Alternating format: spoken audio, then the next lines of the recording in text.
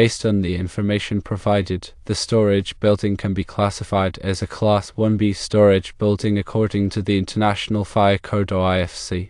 This classification is due to several factors, including the storage of bulk oil containers, hydraulic and motor, in quantities exceeding 60 gallons or 227 liters, the storage of more than 25 gallons or 95 liters of gasoline, and the presence of a diesel tank in the exterior of the building.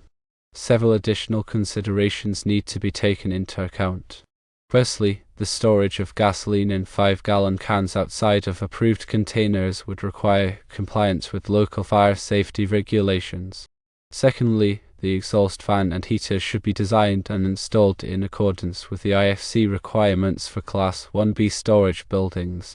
Thirdly, the building should be sprinklered or have an approved fire suppression system. Fourthly, proper ventilation is essential to prevent the accumulation of flammable vapors. Fifthly, appropriate signage and warning labels should be displayed prominently. Specific requirements for Class 1B storage buildings per the IFC include the following. 1. A fire resistance rating of 1 IR. 2. A maximum allowable storage height of 12 feet or 3.7 meters. 3. A minimum separation distance from property lines of 50 feet or 15.2 meters. 4. A minimum aisle width of 6 feet or 1.8 meters.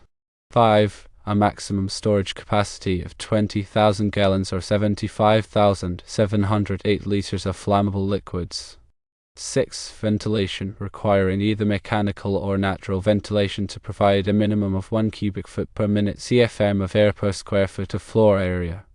It's important to note that local building codes may have additional or more stringent requirements. Consult with the local authority having jurisdiction or AHA for specific guidance and inspection.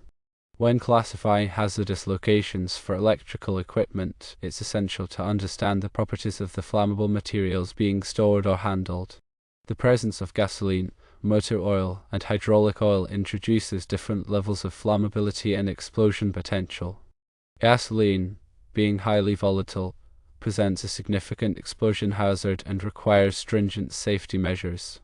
Motor oil and hydraulic oil, while less volatile than gasoline, can still contribute to fire hazards under certain conditions, such as elevated temperatures. The National Electrical Code or NEC Article 500 provides guidelines for classifying hazardous locations based on the type of flammable material present, its properties, and the likelihood of flammable concentrations occurring. The NEC divides hazardous locations into classes, divisions, and groups to specify appropriate electrical equipment and wiring methods. Class 1 locations are those where flammable gases, vapors, or liquids are or may be present in the air in quantities sufficient to produce explosive or ignitable mixtures. Class 2 locations are those where combustible dust is present. Class 3 locations are those where easily ignitable fibers or flames are present, but not likely to be in suspension in the air in quantities sufficient to produce ignitable mixtures.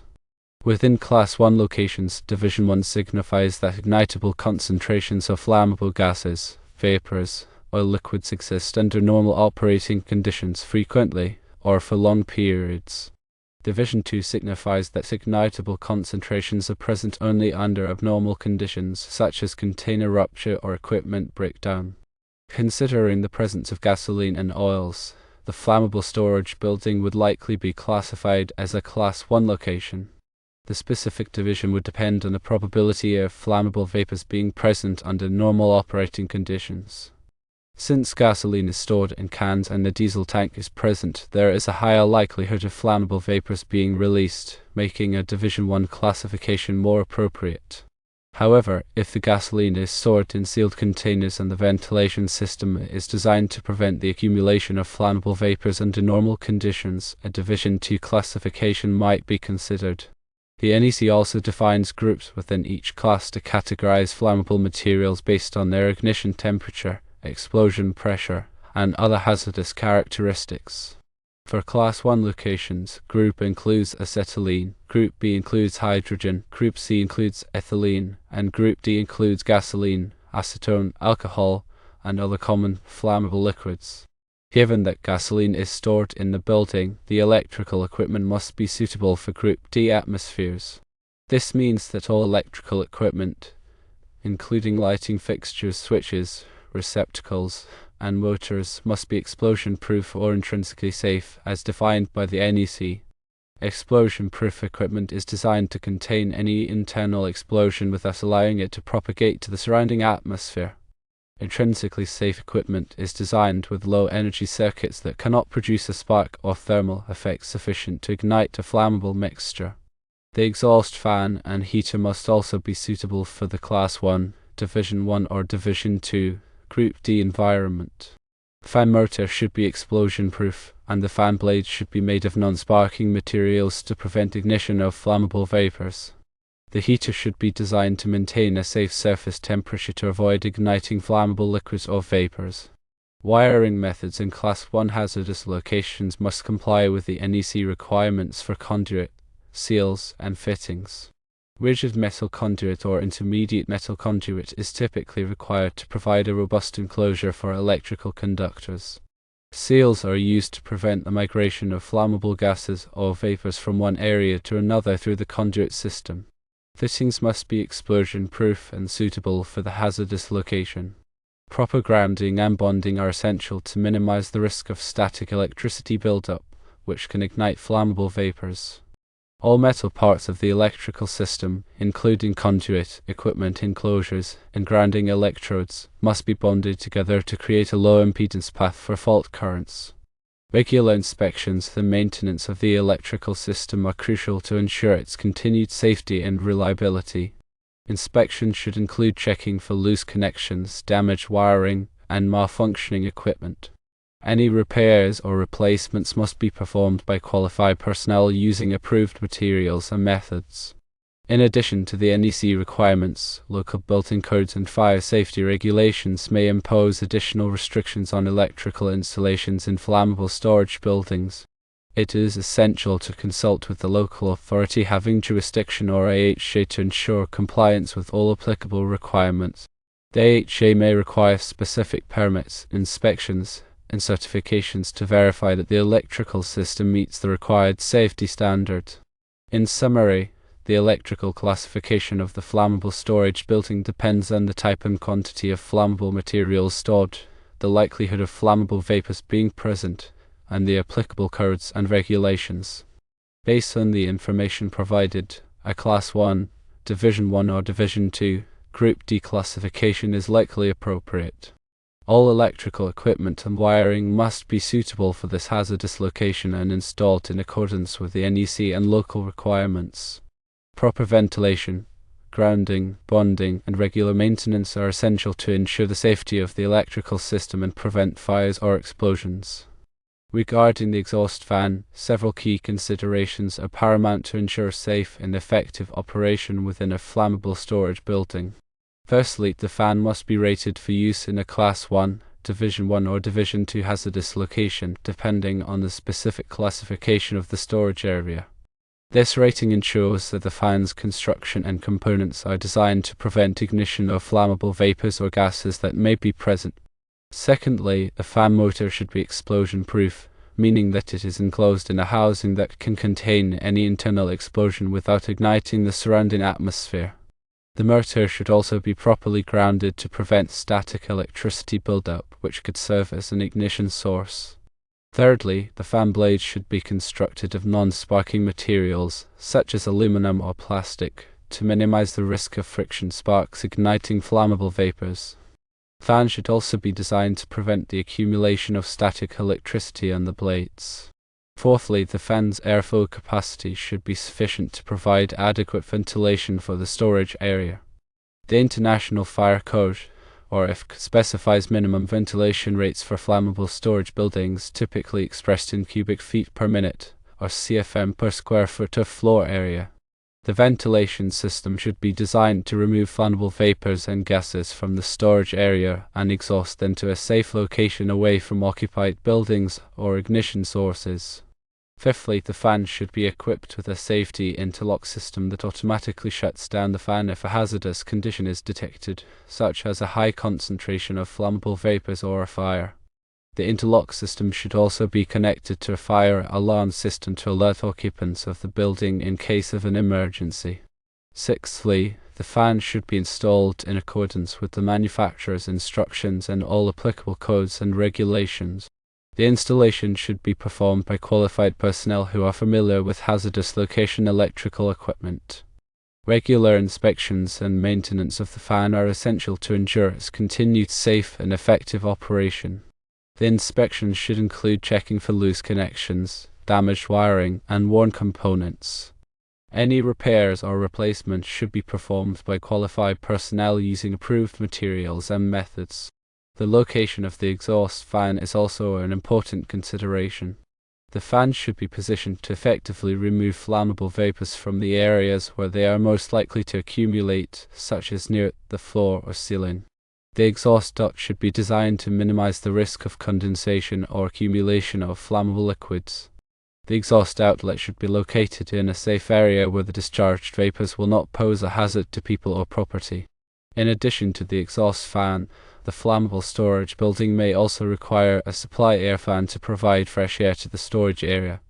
The supply air fan should be located in a non-hazardous area and should draw air from a clean, uncontaminated source.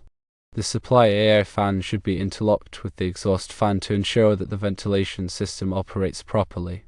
The overall design of the ventilation system should be reviewed and approved by a qualified engineer or fire protection specialist to ensure that it meets all applicable codes and regulations and provides adequate protection against fire and explosion hazards. Regarding the heater, several key considerations are crucial for safe and effective operation within a flammable storage building. Firstly, the heater must be specifically designed and approved for use in a Class 1, Division 1 or Division 2 hazardous location, depending on the specific classification of the storage area. This rating ensures that the heater's construction and components are designed to prevent ignition of flammable vapors or gases that may be present. Secondly, the heater should be a sealed or explosion-proof type, meaning that all electrical components are enclosed in a housing that can contain any internal explosion without igniting the surrounding atmosphere.